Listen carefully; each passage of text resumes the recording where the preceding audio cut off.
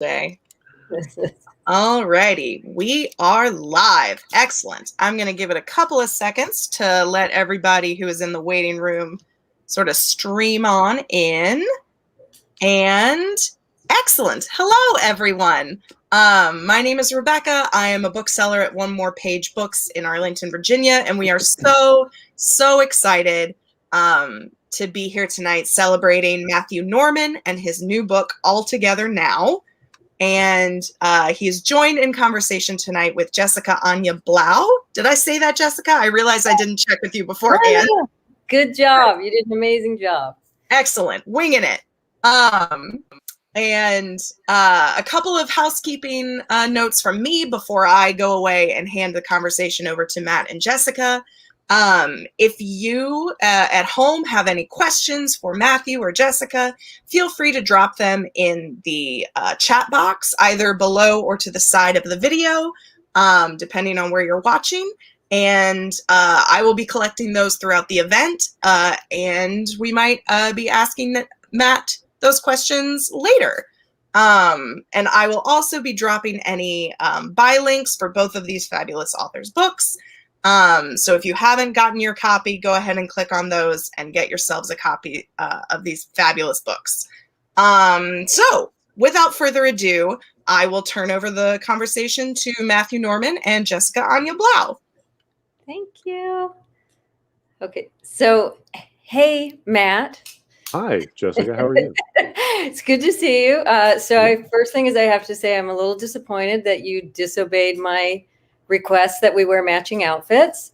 Yeah, we talked pretty much all day about what we were going to wear, and they just became stupider and stupider. So for a while, I was going to wear a dress. I thought about wearing a tuxedo.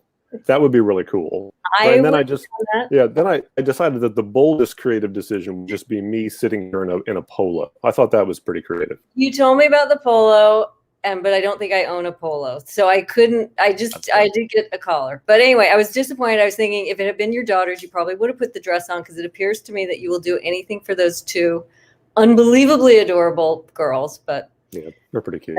That's life. All right. So I want to talk about your book, which I absolutely loved. So I just want to start with the Headspace. Not that this is about me, but I'm going to just talk about me for a second. Please. When your book came to me, it was like, it's like the world is falling apart. We're locked down. I'm in New York City. And it was like, I was just in a bad space, and I couldn't read. And I kept opening books that I know are great, or at least good. And I just couldn't read. It was like there was something wrong with my brain. It was like I would open a book and it was like a brick would hit me in the forehead, and I just couldn't do it. And I must have opened and started really maybe like 12 or 15 books, like truly like just trying to read. And then I got your book and I opened it, and it was like my head opened up and birds were singing, and I read the whole thing. I think I read it until I went to sleep, and then I woke up and read the rest in bed. So it was kind of one session, because I was, one small space. But it just made me, even though there's sad parts of the book, and it is sort of sad, there was just something about it that it was like the right time for me and the right place, and it had the right emotional feel, and it was just, and I just loved it. It just made me so happy to read it. It has a death in the center, but it made me happy to read it. So I'm just wondering if you could tell me your headspace when you wrote it, like where were you in your mind and in time and in space, and what were you thinking of when you poured out this beautiful book? Well, thank you for that. And it's lovely that you say that, because when you know how it is, when you're writing a book and then it goes out, you just don't really know what people are going to think. Are people going to think this is really sad? Are they going to think it's funny? You don't know, really. You can be anxious or confident or somewhere in between the two, but until other people start reading it and telling you what they think, you just don't know. But, for me, it was weird because it was such a strange time in the world to be writing anything. This is basically, I wrote this, while we were all in sweatpants, sort of locked in, right? And because my kids are a little older, like if I had toddlers or babies or something, my God, it would have been insane. But my kids are a little older, so they don't need that second to second parenting. They had Zoom school, and so I was able really to write, and it was fun because I just sort of took a break from COVID, and I took a break from the election, which for me was more stressful than COVID, to be honest. Yeah. And I just kind of poured myself into this. And, I was anxious about it because this was the most serious subject matter I've ever tried. I mean, my other 3 novels are fairly broad comedies, really. And, I was like, I'm going to kind of go all in on this. And it took me a while to get the tone right, the difference between a sad, serious thing and then like a funny thing, Right. I mean, it is funny. I mean, I was laughing. I mean, it is funny and it is fun and it is sad and I love your other books too. But there's something about this one that just sort of takes off in a new place. It just feels almost like it was a little more emotionally, like you just plunged a little deeper. You were like, I'm going to go there. I'm going to feel this. I mean, is that true or that's how it came out? I kind of did, and I had to start writing before I realized that I needed to do that, because I pitched the book to my agent and my editor, and I described it pretty much as is, right? And I was like, this guy's dying. It'll be funny. It'll be like my other books. And they were both kind of looking at me like, but you're going to have to deal with that, the death part. And, as I got into the book, I realized that's what I had to do. And the tone that I initially went in was too comedic. The characters sounded like amateur stand-up comedians riffing off each other, and that was wrong. I was undercutting what I was trying to do, and I took a deep breath and kind of went back and figured it out. And this is a book about a guy dying, and I couldn't run away from that. I had to just go all in. Right. So did you write the whole thing, then realize you had to refine your tone and then rewrite the whole thing, or? No. So my process is really like the metaphor I always use is trying to get a kite to fly. Right. So you grab the kite, you take a deep breath, and you go running and running and running, and you try to get it to fly. And it goes like that over and over again. It goes like that. So I kind of write 50 pages and then really give it a look and show it to my agent. In this case, I also showed it to my editor because the book was already sold, and just got feedback. And I really want to get that 50 pages right before I go on and write the rest of it. So that's kind of how I do it. So you had the first 50 and then you were flying. Well, you really did fly. I mean, it's such a wonderful book. All right. So I should, do you want to do the 1-sentence summary and read a little bit, and then we'll talk about the specific characters and more? Absolutely. So the book is about, let's see, right here. I have a whole box of them. So yeah, it's all together now, and I'm going to block this sunbeam with my head because every time I go like that, so I'm going to try to keep my head still. But that's like Sheryl Crow album cover. It's kind of a good look that she did an album cover like that. Yeah. So 4 old high school friends, and they are now in their mid-30s. And they're kind of scattered all over the country. And one of the main characters, his name is Robbie Malcolm, and he is a hedge fund billionaire. And he finds out literally on page 1 of the book that he is dying. Like, he suspected he might be, but it's sort of confirmed very early on. And he decides that he wants to invite the 3 best friends to Fenwick Island, where they have a lot of history together in their youth, for kind of one last blowout. And he invites them without telling them why. And so the beginning of the book is sort of these characters not knowing why they're going to Fenwick, but they're going because they think they're going to have fun and they're going to kind of reunite, and they all have histories. And Robbie's a billionaire, and so one character lives in California, so he's like, I'll fly my plane to you and come pick you up. And the other 2 are in New York and DC, and it's like, I'll send Escalades to come get you. Just come to Fenwick because I need to talk to you. And so the section I'm going to read now is just basically the characters, I think, as these characters would do in this situation, kind of talking back and forth to each other via text and, why are we going? Are we going? What's going on? That kind of thing. So I'll read a little bit, just a couple of minutes to kind of give you a vibe of what's going on. Quick drink first. So this is from Blair Hardin's perspective, and she is the only one of the 4 who has kids. She's a wife and a mother of twins, and this group of friends has nicknamed themselves the Baltimore Prep Rejects because their senior year of high school, 3 of them were expelled, and 1 of them dropped out in solidarity. They refer to themselves as the Rejects. She was standing in the kitchen wearing yoga gear when Robbie's invitation arrived. It was hand-delivered and expensive-looking with gold foil on fancy cardstock. The Malcolm Capital logo had been pressed into a red wax seal on the envelope like a bottle of fancy scotch. Blair read it and immediately texted Kat. "Hey, did you get this thing from Robbie?" It took 2 hours for Kat to reply, which was typical. Kat lives in LA, so she's always dropping in and out of text chains at weird hours, like she's beaming in from a different dimension. "Just got it. You going?" Blair replied that she didn't know. Then she asked, "You?" 10 seconds later, Kat replied, "What has 2 thumbs and likes free beach vacations?" She included 2 thumb emojis for emphasis. "I'll talk to Martin about it," wrote Blair. Kat replied, "Lame." Then she wrote, "That's why I don't have a husband. I like being totally in charge."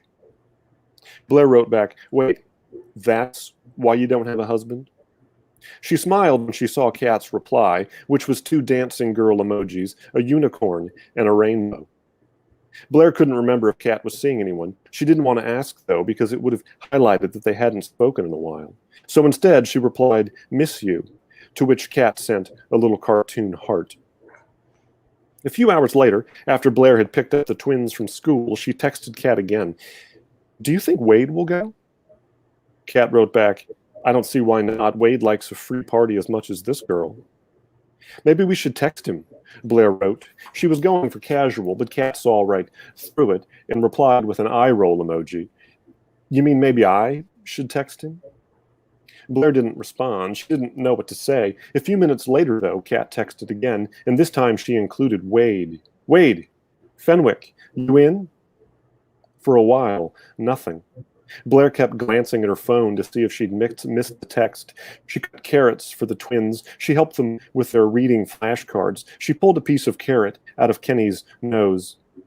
Wade's reply came as she loaded the dishwasher. "It's bullshit that Kat gets a plane. I want a plane." Kat chimed in immediately. "So that's a yes?" "I guess," wrote Wade. "Should I be embarrassed that my calendar is so open?" This was rhetorical. At least that's how Kat took it, because she wrote, "Wade and I are in. What say you, Blair Bear?" Blair could have asked Martin. She could have asked him. She could have called him at his office and explained the situation. They could have discussed it like healthy married couples are supposed to do. Instead, she wrote, "We're in." Kat sent a gif of a cat wearing a bikini, and it was settled. The rejects were headed back to Fenwick Island. That's great. Yeah. So that sort of introduces everyone except Robbie. So we have, Robbie, yeah, 4. Well, he's the billionaire. But so we have 4 main characters here: Robbie, Wade, Blair, and Kat.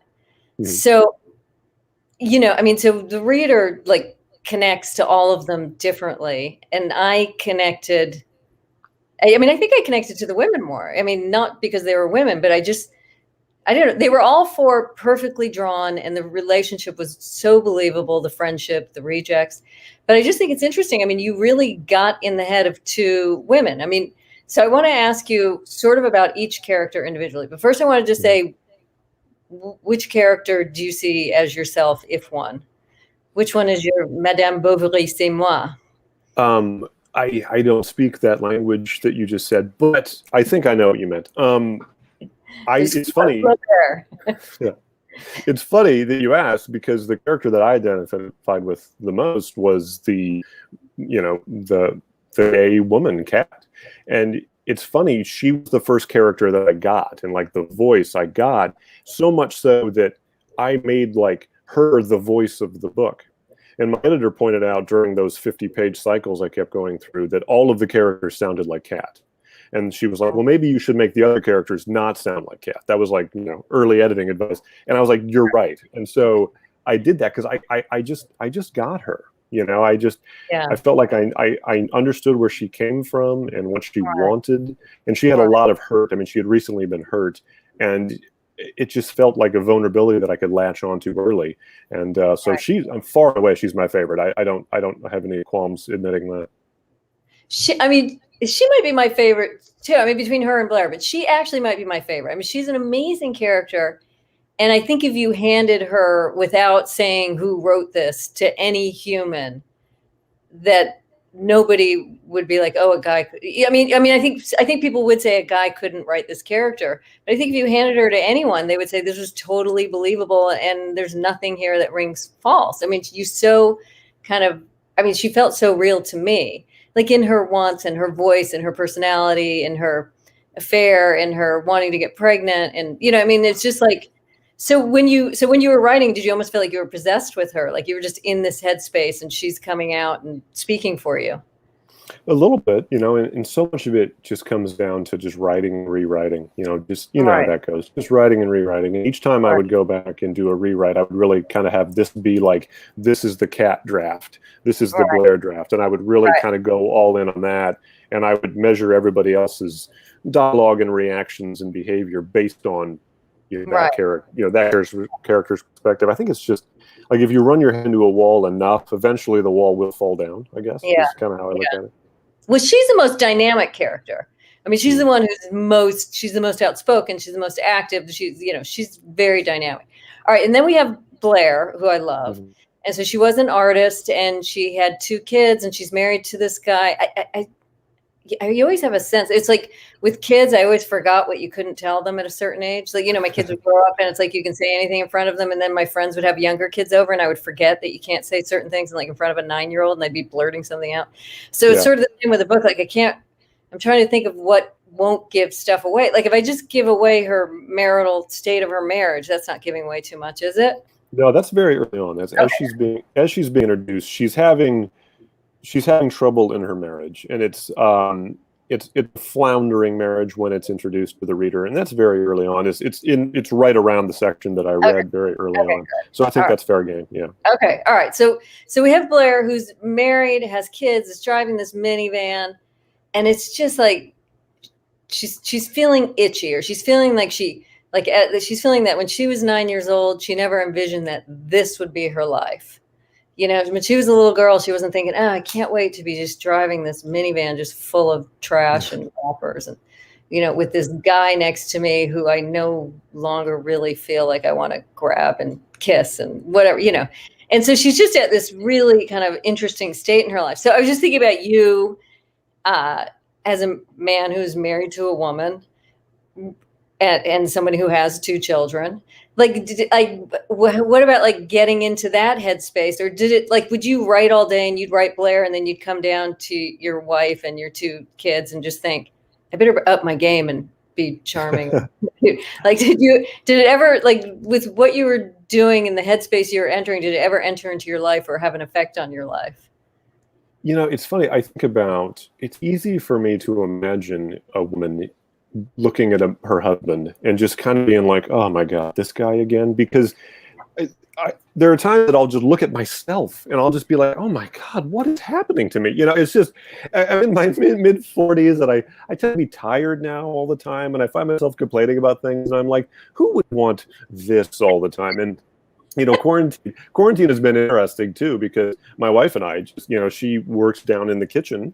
Her office is not, in set, at the office, and I'm up here, and we'll hang out in the kitchen. It's like we're, 2 people working for the same company in different departments. I'm like, how are things in accounting? It was easy for me to imagine from her perspective, just wanting more, and so that's kind of what I channeled. And so I kind of based, I think, that character, Martin, a little bit just kind of on how I imagine myself looking and being, So you're the Martin, by the way, which people won't realize, is Blair's husband, who's just not sparking it for her anymore. She's being a little bit bored with.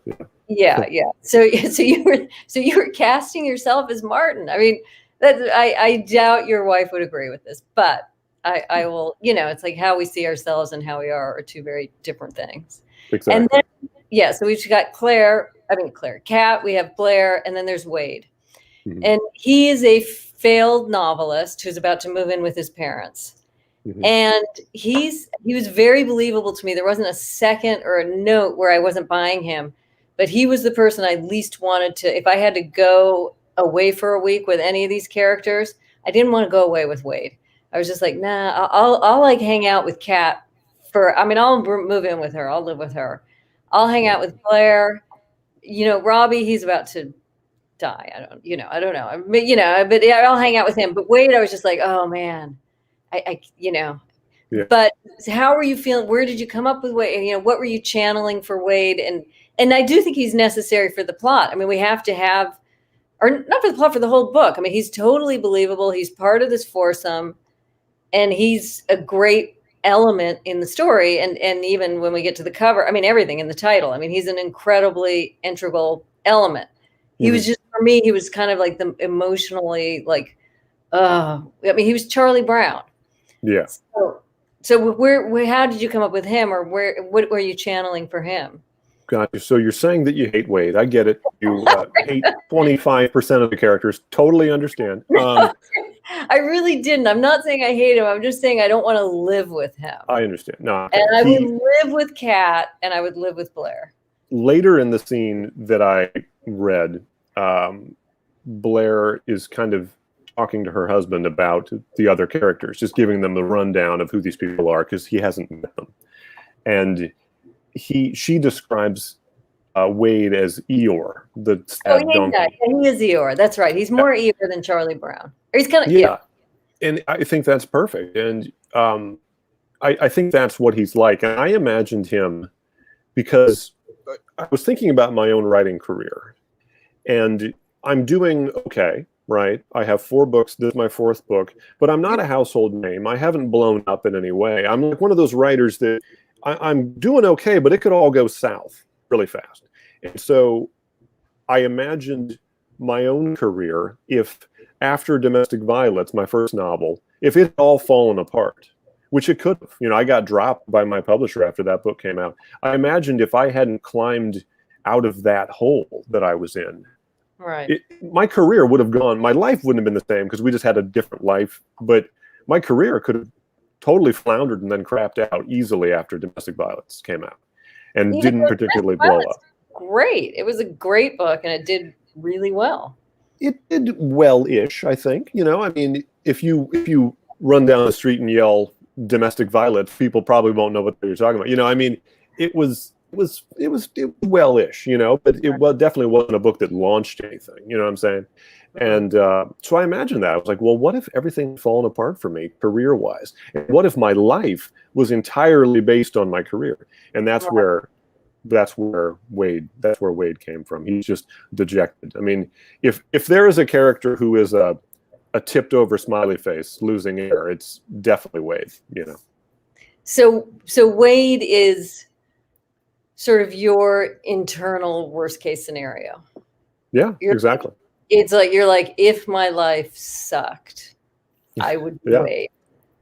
Right. I mean, that's interesting. And so Wade, all right. So Wade is the tipped over smiley. So wait, just tell us about that. Show the cover and tell us about the cover and how you came up with that cover. I absolutely love this cover. And usually the way it works, I'm not sure how it's been with your books. The Mary Jane cover is beautiful, by the way. I mean, this thing that's fantastic. That's like a work of art. But with this one, so it was interesting. When I was having trouble, as I mentioned earlier, just getting this book off the ground because I couldn't get the tone right. It was either too dour or too just trying to be funny. It felt very try-hard funny, Mm-hmm. And so a couple years ago, my wife and a couple summers ago, we were walking our dogs on the beach on Fenwick Island, where the book is set and where we happen to spend a lot of time.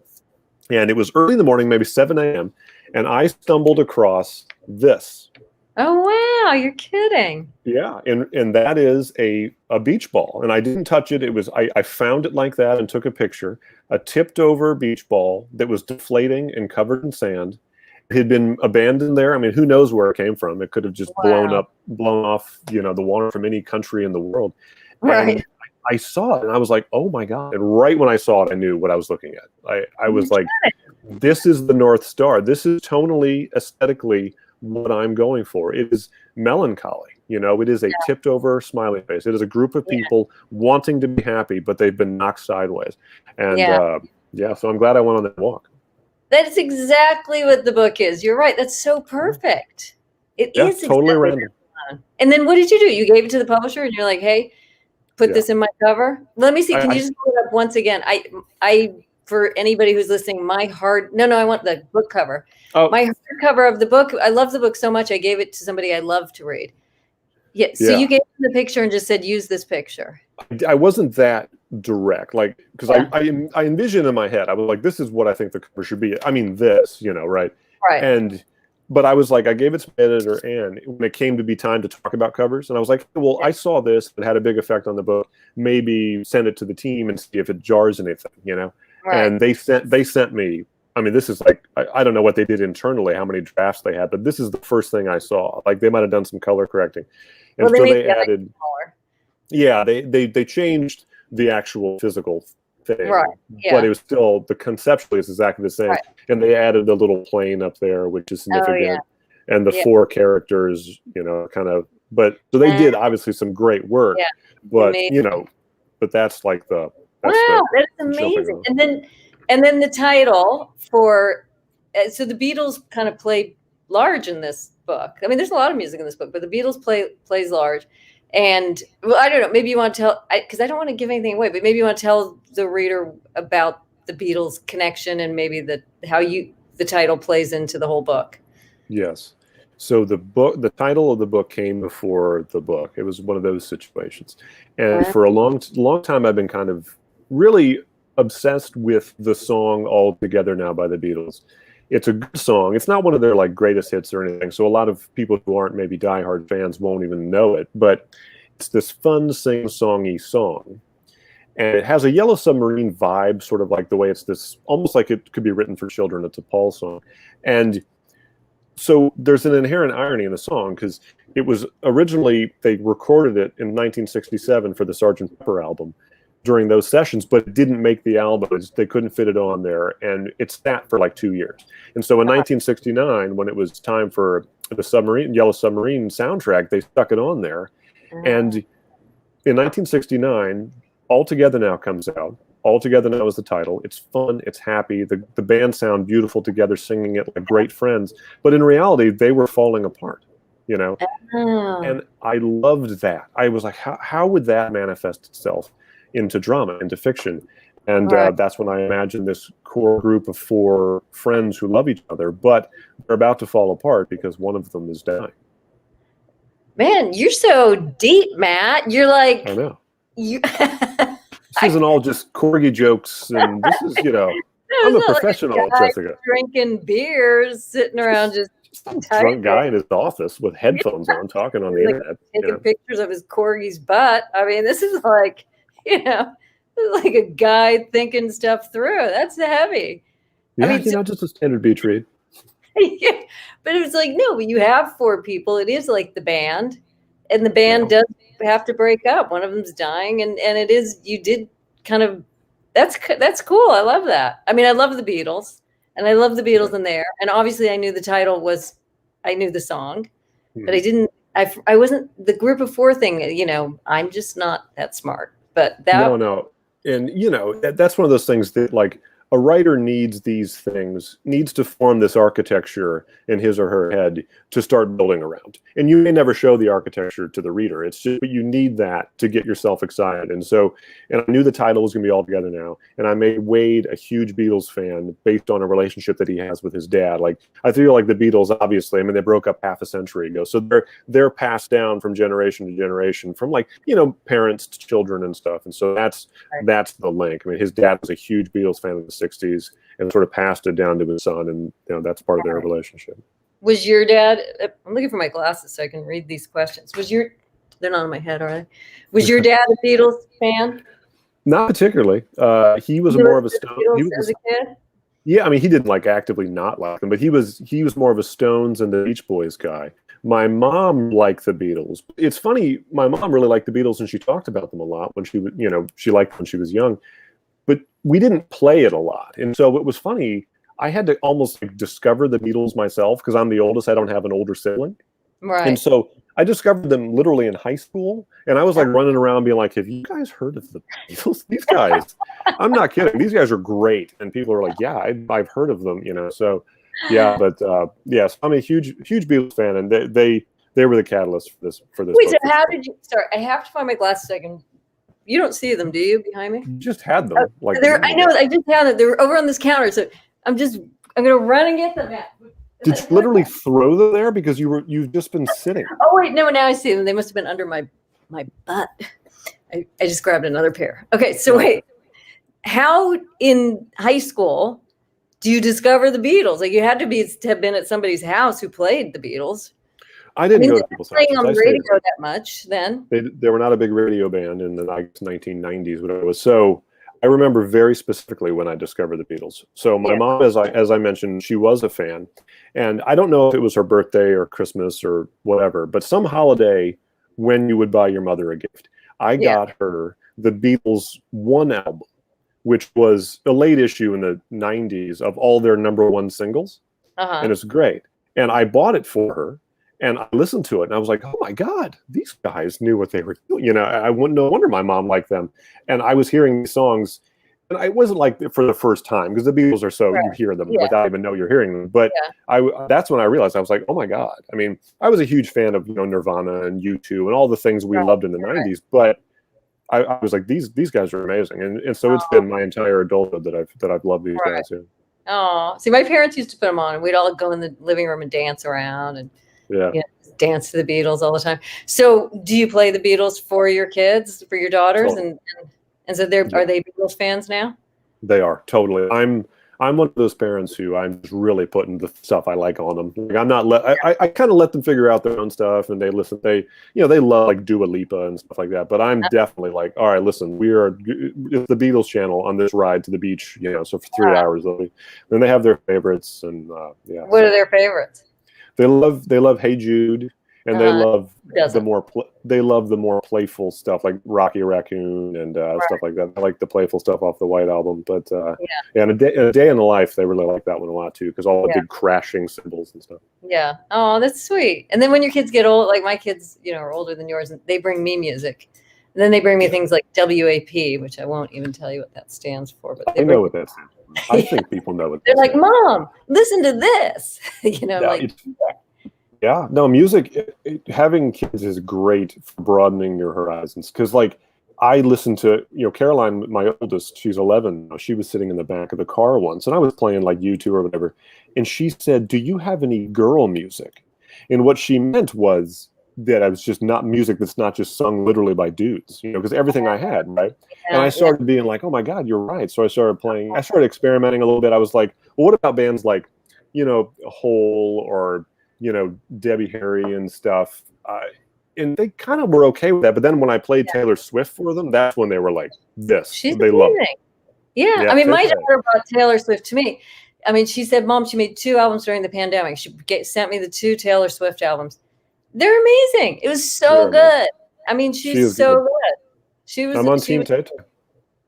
Yeah, no, she's so great. All right, so wait, I just want to look. I have a bunch of questions I also have for you. Okay. Oh, I wanted to ask you. Oh, so I was just thinking about, like, of course, I think people are going to mention the Big Chill. There's like a Big Chill feel to this. Yeah. Did you think of that at all, or did you realize it afterwards, or totally?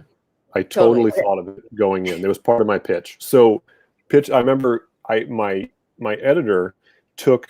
This was back when we could like go. This was a couple years ago. My editor, when we sold Last Couple Standing, took me and my agent out to lunch in New York, and I can't remember. We had to hop around because one place we went to, like, the air conditioning was broken and it was like 1,000 degrees there, so we hopped around, but it was somewhere within short walking distance of Random House, the headquarters there, and I pitched her on the idea, and I said, okay, you know how the Big Chill is great, but the thing about the Big Chill is nothing happens. It is no plot whatsoever. It is all the friends, all conversation and music. I was like, imagine the Big Chill setup, but stuff happens. And I'm not saying that as a slight on the Big Chill. I really like the Big Chill. It's a very, very successful movie, and not just financially. I mean, it did exactly what it wanted to do, but it has virtually no plot. And so I couldn't pitch my editor on how about a book where nothing happens and it's all just music. But I was like, the Big Chill, but stuff occurs. And she was like, okay, yeah, that makes sense. So the Big Chill has been a thread for sure from the start. Neat. And then would you say like in your writing in general, like what do you think filters into your imagination more? Movies, other books, or TV, or any of them? Like, like what that you take in, do you see coming out of you? I've thought about that a lot because Really? I actually wrote an essay about it for Writer Unboxed a couple of months ago about the importance of movies and TV, especially episodic TV now, because episodic TV is basically just a novel put on screen, right? I mean, backstories and these long character arcs and all that. And I think, listen, I love reading as much as I love doing anything, but at the time it takes me to read, you know, a novel or especially a lengthy novel, I might watch 2 movies with my kids. I might watch 5 episodes of The Handmaid's Tale with my wife or something. So I think I'd be lying if I said that you know, the linear scene-based storytelling of movies and especially episodic TV hasn't really affected the way I just lay stories out of my head, because it's all scene, you know. Right. Oh, interesting. All right. So, wow, that's it. That's interesting. All right. And then I was thinking, you're from Omaha. Like, you're the only person I know from, well, you're not the only person. I did meet my college roommate, like, met some guy from Omaha and then moved out. She's like, I'm marrying him. And I was like, okay, now I need a roommate. But other than him, that was the only other person I've ever met from Omaha until I met you. And so how do you think, I mean, so to me, it's like, it's like, it's just a whole other country or something. Like, I don't even understand what it is. Like, how do you think that a guy from Omaha Omaha may be the greatest place on earth. I'm not saying anything bad about it. I'm just saying. I understand. I don't even have an image in my head when I think of it. I'm thinking, what do I see? Like, you know, like if you name a city, you usually see something. I'm not, you know, maybe Mutual of Omaha. Yeah. Mutual of Omaha, Wild Kingdom. Wild Kingdom, I love. But so do you think, like, being this guy from Omaha and it has somehow gives you a different point of view or a different perspective? Like, do you have a sort of alien feeling of the alien land and looking out on the world? Like, you go to Fenwick Island, which is this, I mean, I'm from California and you and I met in Baltimore. And, you know, and I think Baltimore to me was always just this really fascinating, interesting place full of the nicest people in the United States. Like, you just can't find nicer people than in Baltimore. But everything is really strange to me. And also the beach and the shore and Fenwick Island, you know. So do you have that alien feeling, or do you feel insider, or do you think, like, what is your feeling as a human in the world observing things and writing? I think that I have it's been 20 years. Next month, actually, July 15th will be the 20th anniversary of me moving out of Omaha. I moved to the east, to Washington, D.C. area first, and I went to grad school at Mason, Northern Virginia. But yeah, so I have a Midwestern sensibility, but I love Omaha, like you said. I love going back. I have wonderful friends there, and it kind of shaped my personality, because there's a conservative side to me. I mean, small c conservative, not capital C conservative, but just my temperament and, you know, the way I just sort of interpret the world. But I do feel like when I moved to the East Coast, I felt like it's hard to describe. In the Midwest, I always felt like I was a little more neurotic and a little more unsettled than a lot of the people around me.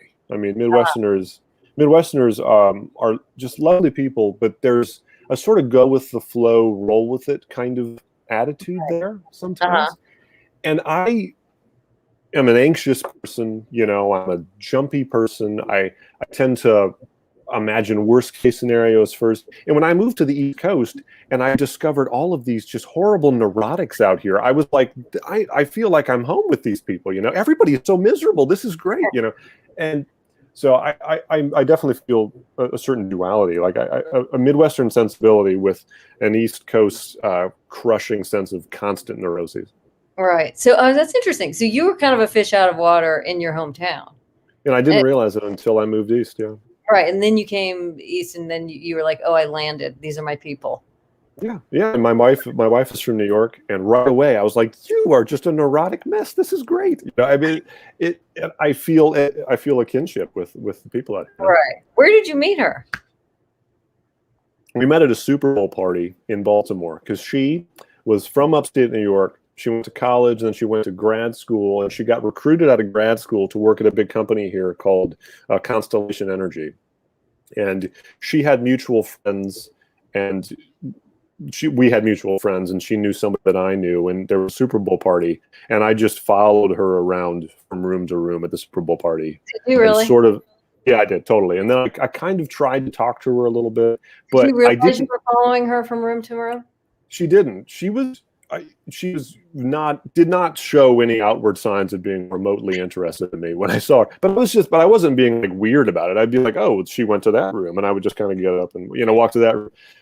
And I knew that I didn't have to do like the hard sell because we had so many mutual friends that it wasn't like I was never going to see her again. I could just be like, okay, I'm doing intel here, and then I was able to through friends kind of be around her more, and I eventually made her fall in love with all this, and 2 kids later, That's and 2 dogs. Yeah, 2 dogs. Yeah. Speaking of intel, that is a part of your story. Robbie does, kind of gather, the billionaire who's dying gathers all the information on the remaining 3, the Baltimore rejects, and and he's a great guy, but he kind of spies on them in a sense. And I know you worked for. Can we say where you used to work or not? Are we not mentioning that? Yeah. I know you used to work for Under Armour for this big corporation, that made a couple of Baltimore guys mega millionaires, if not billionaires. I don't know. Yeah. They made them billionaires. So a couple of guys we see around town. So so I'm just wondering. Like with him, we didn't talk about where you channeled him or how you found him. This billionaire spying on. Like, were you pulling from the Under Armour mega billionaire world? Like, where did you come up with this?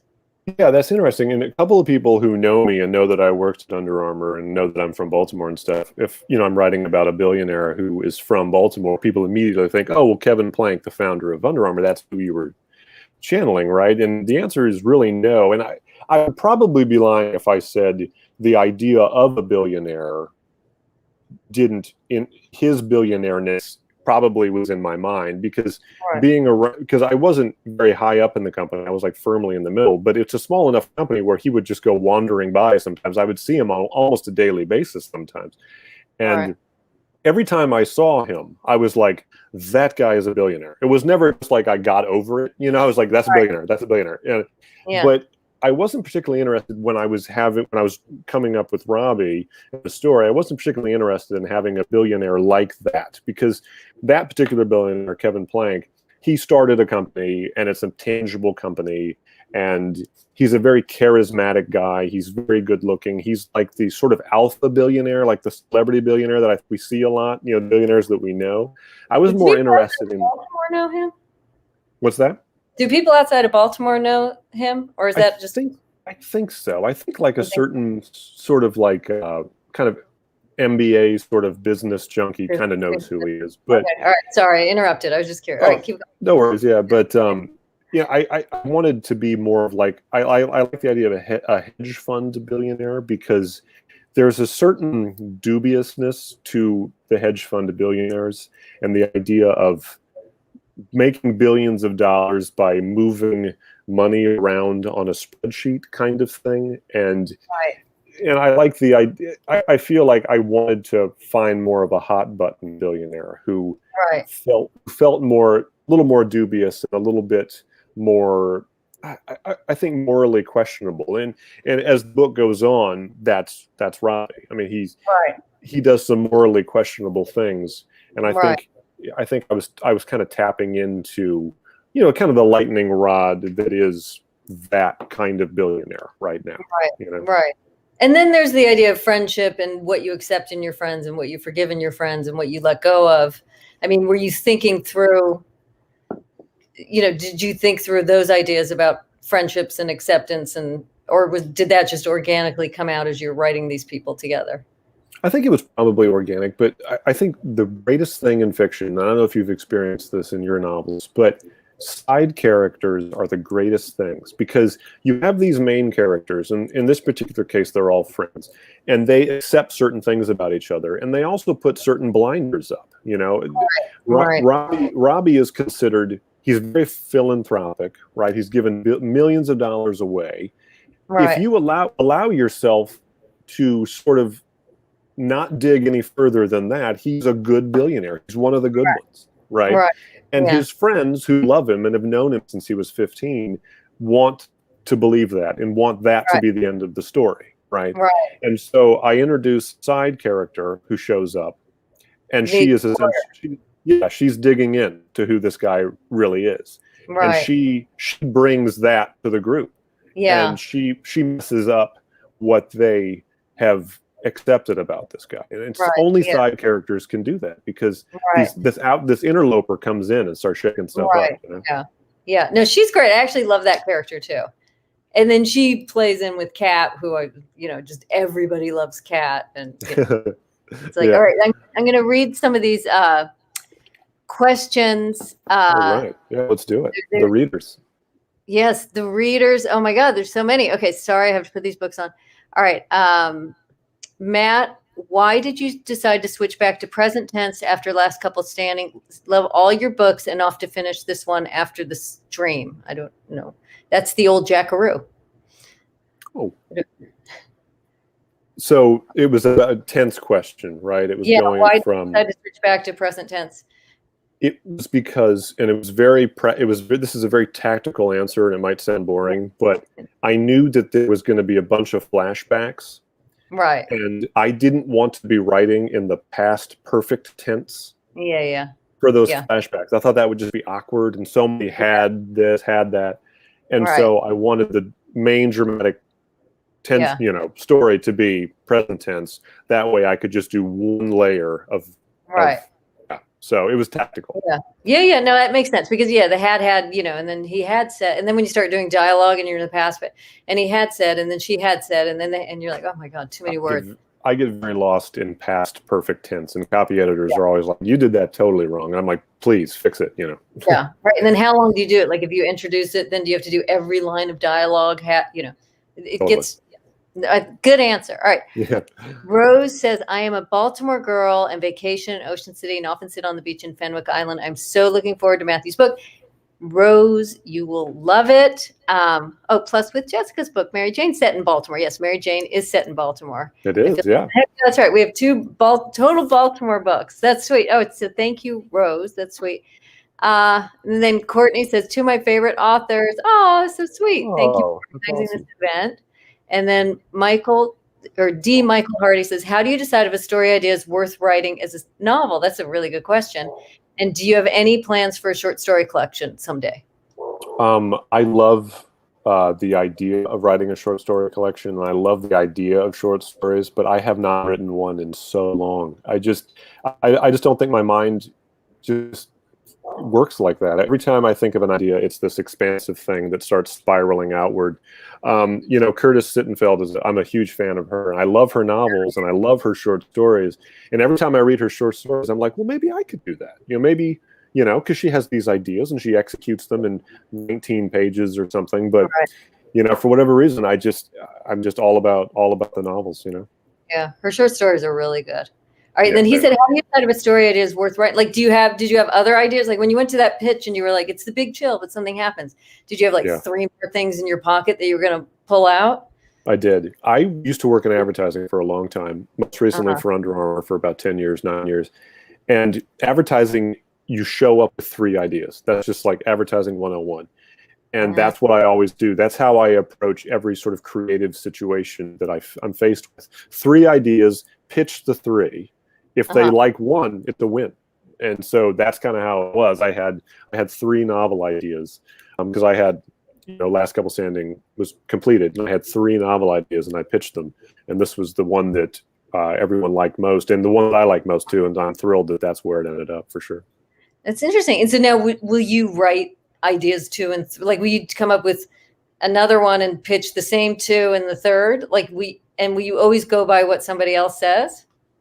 Well, I think going by what somebody else says is sort of just kind of a business thing, like that is the book that they wanted to buy, and henceforth that's the book that I wrote. You know, the other two ideas, they are definitely in the sort of idea file, and you know, maybe they'll come, but I've thought of other ideas since. And the book that I've started writing now, that I'm, you know, maybe 70 pages into, was not one of those two ideas. So it's a new thing, you know. So I think that's kind of what happens, and that happened in advertising all the time. It's like the idea that gets picked wins, the other two just, they're dead. They're like, I hate that idea, that's stupid, you know. So yeah, you know. Dog food. Okay. Elizabeth Dahl. So hi, Elizabeth. Hi, Elizabeth. How are you? She said, great conversation. I heard she did Stoop Story the other day. Mm-hmm. Carol Ann Vezotak said, Wade, that guy. So I guess Wade drives her crazy too. Nice. And then she said, he's absolutely Eeyore the beach ball. And Rose said, I'm laughing because my son was born September 86. And here's somebody, Rose said, before I retired, I had a major client in Omaha. It's a great city. And she said, how nice to say the nicest people live in Baltimore. It really is the nicest people. I just kind of can't get over the people in Baltimore. All right. Denise Fix says, do you find that you get testy with people around when you write tense scenes? So in other words, you're writing a tense scene and then you go downstairs to meet your wife at the water cooler. And then are you like, you know, are you in the mood that you just wrote? No, I'm not. I get very moody when I don't have a good writing day. Like if it's just crappy and I'm stuck, and that's when I get moody. And that's when I have trouble letting it go, and I might just sit there sullenly at dinner or something. But in terms of like two characters fighting or something, that doesn't You walk away from it. Oh, good. Yeah. And then one thing, like I mentioned about how people in Baltimore, when asked where they went to school, did not mention college. They mentioned high school, especially prep school. That's true. I noticed that in Baltimore too. I thought it was the strangest thing when I first moved there. People are like, where did you go to school? I'm thinking, why did they ask that? But they're all talking about, did you go to, you know, Roland Park Country or, and then Holly Jane says, Matthew, what is your favorite book or author to read? You know, I have so many. Like, as I've gotten older, that question has become more and more difficult to answer because there are just so many great writers out there, and I try to read as diversely as I can. And I think that's important for a writer, or for a reader too, just as a human being, just read these different perspectives. When I was younger, for absolute sure, I would say Nick Hornby and Richard Russo.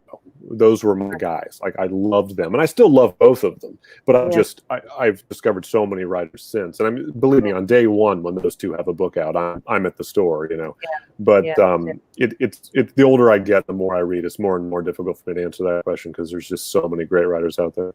Yeah, and so many great writers in Baltimore. It's like it's a great town. We missed you. You moved to New York, but I remember, you know. Here's a great story about Jessica that you guys might not know. So I don't know why you would know this. Do I know? What? Yeah, you know this for sure because you were in the acknowledgments of Last Couple Standing. Yes, so I was. this is a total Baltimore story, right? Yeah. So I was at a coffee shop, Starbucks by my house, writing, and I saw you with Larry Doyle, another Baltimore writer, right? And I go over to you and just chat. I'm saying hi, and you say to me, I was writing Last Couple Standing at the time, and I was well into it. And you're like, "Oh, what are you working on?" And I gave you like the 15-second pitch, and I told you the title at the time, and you just looked at me and you go, "I don't like that. You should call it Last Couple Standing." And I was like, "Jesus Christ!" Yes, I've been thinking about this for 2 years, right? You think about it for 5 seconds and you just nail the title. And I walked away like, oh my God, yeah, she's totally right. It should be Last Couple Standing. And you were right. And so I named the book that based on me going to get coffee and seeing you. I love that title. Yes. It's a good one. It is a great title. It is a great title. And I know I'm such a bitch. I can't. It's like, why can't I learn just to keep my opinion to myself? And I loved that book so much. That was such a fun book. But you were totally right. And the cover, the idea that I had, the title at the time, I remember this. It was How to Save Your Marriage, like a play on like a play on like self-help books, you know? Right. Yeah. Which wouldn't have worked anyway because readers are super literal and the publisher would have killed that anyway. But you would have walked right by it. Yeah, you were totally right though. And you know. I'm sorry, I was so bitchy. I can't You said believe it nicely. You didn't like slap me in the face when you said it. I mean, you were I wasn't like, you dumbass. I didn't say it like idiot. that. You know, it was such a good book too, by the way. Anybody who's and then somebody said, love both books. The Mary Jane audio is A plus. It is. They got this Broadway star to read it. Have you listened to the audiobook did you like it? Was it great? I haven't listened to the whole thing. I listened to bits of it, and it's really good. I always am a little anxious listening to them. Like for all of the books, I've always been anxious, even when they're great, because it's just another human being reading things and hitting things differently than you would. And and this is my voice. I sound like a weatherman in Minnesota or something. Like this is like I have no inflection, and that's how I read. And so I always imagine this person being like, "Well, you should just be reading at this, boring tone the entire time." But they're actually professionals. They send you samples, and then you picked one. Yeah, there were some samples. Yeah, for the last two, there have been like a set of samples, and I've chosen my favorite. And in both of those times, it's Did they send you all guy readers? Did they send you both? Do you have a guy reader? I don't. And it was funny because with the last couple standing, they sent me a bunch of dudes, and I thought to myself, it's a story about relationships. I know for a fact, just by like data that's been accumulating over the years, that women buy more, or most of my readers are women, right? Oh, And so I suggested, well, maybe we should look at women voiceover talent. And my editor was on the same page totally. She was thinking that too, and we agreed. And so then they sent me another set of female talent, and it was great. And especially that book, there's a lot of intimate. All the sex scenes are through Jessica's perspective in that book, and having some dude read that would have been no, great. That's a great book. That's a great fun book. Everybody should read that. And then who narrates this one? Who narrates altogether? Was it a man or a woman? It's a woman again. Yeah, her name escapes me. But it is a woman. It's funny because they send me the samples, and they always sound like douche or tampon ads. It's always like everybody sounds like. Like that ad, like, Mom, sometimes I just don't feel fresh. Just like, and so, and then they sent me the woman who read it, Caitlin, who is this Broadway star. And it was like, it was like tampon on tampon on tampon on. And then suddenly there was this voice, and it was like, oh, I love her. We have to get her. And I was just so happy to have this. It's just amazing. So I was talking about your book the other day. I can't remember where, but somebody had listened to the audio and said that it was great. And because your main character is like a 14 or 15-year-old girl, did she bring her voice to that? Like, did she sound like a 15-year-old girl? I don't know how old. She's in her 20s, but she starred in the show Prom on Broadway, and I think she was nominated for a Tony, and she could sing, and she was just like, I'm telling you, it was like I'm listening to these voices, and her voice was just like, it's like it made my head explode. It was so great. So you liked the voice. I mean, probably for you, it would be easier if it's a woman narrating, because you don't have to hear yourself and your intonation, and like it must be a relief in a way for you to get a woman narrator.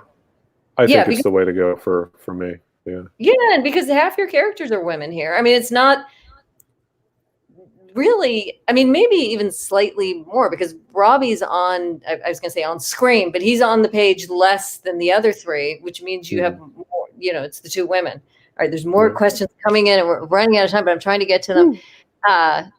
It says Matt was on my Top Shelf podcast, and it was our great convo, and here's more stuff, more all together. All right. So anyway, they all love your book, as they should. We're at the final minute. I'm just going to look down if we have any questions. And I know what I wanted to ask you, and we might run out of time, and maybe she's going to cut us off. But I was going to say, what is the worst writing advice you've ever heard? Wow, that's a good one. I think that I probably have a problem with write what you know, because I think that when you start out as a writer, I think that might be a good idea. But as you get older and you start to look outward a little, I think that writing what you don't know is when you're really using your imagination. Because write what you know, a lot of first novels are write what you know. And it's just, you kind of eloquently reporting on Right. things that have happened to you. You know, Right. I think that the idea of having to imagine a math genius billionaire, a 35-year-old lesbian who's recently broken up with her lover, those things aren't me, you know, and that's when you have to use your imagination, and that's when you have to really stretch yourself. And I think that's when the most exciting things happen creatively, Right. you know. Right. And where you have to really inhabit that person to get them on the page, and which you did, obviously. All right, that's great. And this book is about life and death, and it's about, you know, it's about embracing life and accepting that you're going to die as well. That, like, this is it. This is the only time we get. And so I was going to say, what is the best life advice you've ever received, and what is the worst life advice you ever received? Oh man. Worst first. Worst is more interesting in a way. Whew. Wow. I don't know. That's a tough one. All right. The best, my grandpa John, my mom's dad, when I was engaged but not married yet, he said, never go to bed mad at each other. And I thought that was interesting. And that's something that people say to each other a lot. But I think that's good, because that's. Did you follow through on that? Have you? You know, we've been married about 14 years, and I think I could probably count on one hand the amount of times that we've been mad at each other when we fell asleep. So I think that's probably good advice for wow. Yeah, that's a good one. Yeah. Amazing. Okay, and so you can't think of any bad life advice? Man, I don't think so. Yeah, not off the top of my head. Yeah. All right, not off the top of your head. And then wait, one last question. She hasn't cut us off yet, so I'm just gonna get, even though we are at our hour. She's gonna unplug the internet. Yeah, well, I don't know what she was gonna, what Rebecca was gonna jump in. So one last question: when you were a little kid in Omaha, who did you think you would be now, or how did you imagine that you would end up? So I know that you have a different path to writing than I do, but for me, the only job I've ever wanted to do was to be a novelist. That's it. Like when I was a little kid, I got to be obsessed. I would write stories in pencil and read them to my parents. I was obsessed with Stephen King, like when I was in 4th and 5th grade, and I read all of his stuff. And I'm like, I'm going to do that. I want to be a writer. And so I've built really my entire life around that. And my dad gave me great advice getting back to advice, when I was a senior in high school, and I have to pick a major. He knew a thing or two about advertising agencies just from his professional career. And he's like, there are writers at ad agencies and they write advertising. So you should do that. You can get paid, and you should try to then write novels on the side, at night and weekends. And, when you're 17 and your dad gives you advice, sometimes you're just like, whatever, Dad. But I remember being like, yes, that is what I'm going to do. And that's exactly what I did. Wow. That is kind of amazing. Like, you imagine yourself as who you are. Yeah. That's pretty cool, I think. Yeah, I imagine this shirt, and I imagined being completely nearsighted and having everything in front of me be a blur by the time I was 44. But no, but this is I'm kind of living. If the 13-year-old me would be like, good job, yeah, it'd be like, that was cool. Those 2 cute kids, and that your wife. And okay, wait, Rebecca hasn't cut us off yet, so I'm going to. Sorry, There are more questions coming in. It says, do you ever do a book tour, or plan to, when COVID disappears? Maybe too soon to say. I don't know. I mean, the thing about book tours is, there are some writers that just are so big that they just go on book tours and hundreds of people show up to bookstores. The rest of us kind of have to be invited, and we have to maybe have like connections to a certain bookstore. So my rule of thumb, just as a writer, is to go where I'm invited. So if I get invited somewhere, I'm gonna go. So if people want me to come read at a bookstore in Tempe, Arizona, or Lawrence, Kansas, I will go. What about Omaha? Have you ever read there? I have a couple times. Yeah, the Bookworm in Omaha is a lovely bookstore that I went to when I was a little kid. They've moved around locations, but when I was a little kid, I went to the Bookworm. So I've read there a couple times. Yeah. Wow. Okay. Well, I'm gonna just. Whoops! I lost my questions, and then okay. So I just have. This will be my last question, and maybe you can answer it. I have so many down here. Oh, so I just had this. Well, I have 2 little questions on here. So one, are both the dogs girls? Both the dogs are boys. Oh, the dogs are boys? Even that little corgi is sort of like a little... Eddie. Eddie's a dude. Eddie and Clancy. Yeah. Okay. All right. So the dogs are... Okay. And then the other question is, so the novel that you are working on now, which wasn't one of the rejected two, just what do we have to look forward to in general? And you can tell me the title and I'll change it for you if you want. This will be our last and final question. I'm not going to tell you the title because I love it and I don't want you to murder it here on the internet in front of all these people. But it is my first time that I've ever just sort of tried to write a true love story. You know, I think that my books have this sort of bittersweet quality to them. And I told my agent and my editor both, I was like, what if I just remove the bitter part of that phrase? And I'm trying to write something very sweet about a couple that everybody hopes gets together, you know, and I'm trying to be optimistic and just really positive with this one because, you know, this book was kind of an emotionally taxing book to write, you know, because from page one, this guy's, you know, dying. Right. And so I'm kind of changing it up. And so just a classic love story. Oh, that's so great. Well, I look forward to it. And this book, so the last thing I'll say, this book is amazing. I loved it. As I said, I read it. I just sat down. It was the first book I could read in so long. It unclogged my brain and it made me so happy. Even though it's sad, it is sad, but it's also happy.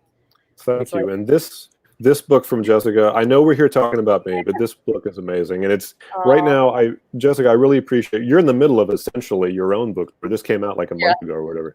Yeah. This is wonderful. It's got great reviews and it takes place in Baltimore. My advice is if you can only buy one book, buy mine and shoplift Jessica's and read it as fast as you can because you will love it. You can buy Matt's and then check mine out of the library because I do. Preferably don't shoplift from us. Shoplift from another bookstore. Good point. I'm sorry. Yeah. Another store. You're good.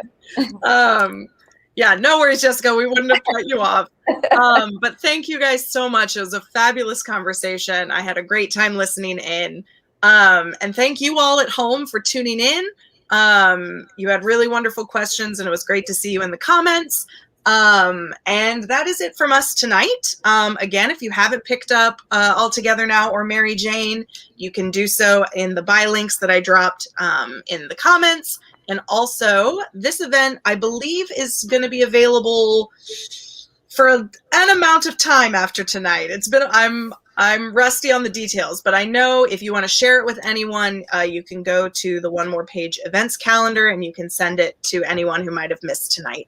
But thank you, Matt. Thank you, Jessica, so much for your amazing conversation. And everyone at home, I hope you have a wonderful night. And everybody should buy Matt's book. It was great. It made me so happy, even though it was sad. Loved it. Thank you. Thank you very much. All right. Thank you. So we click out of here. Is that what we do? I will end it. So no worries. That sounded very dire. I will end the broadcast. All right.